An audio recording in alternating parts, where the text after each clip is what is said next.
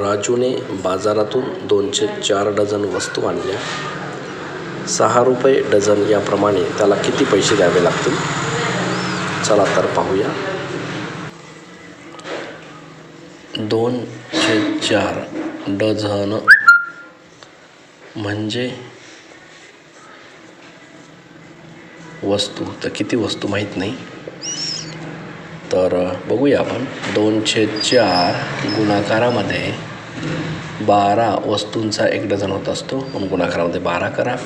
4 1 4, 4 त्रिक 12, बेत्रिक 6, 2 गुणाकारामध्ये 3 हा भाग राहतो, म्हणजे बेत्रिक 6 म्हणजे 6 वस्तू.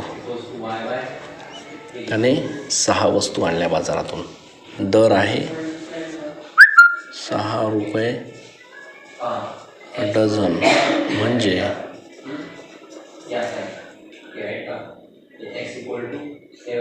6 वस्तू बरोबर अर्धा डझन.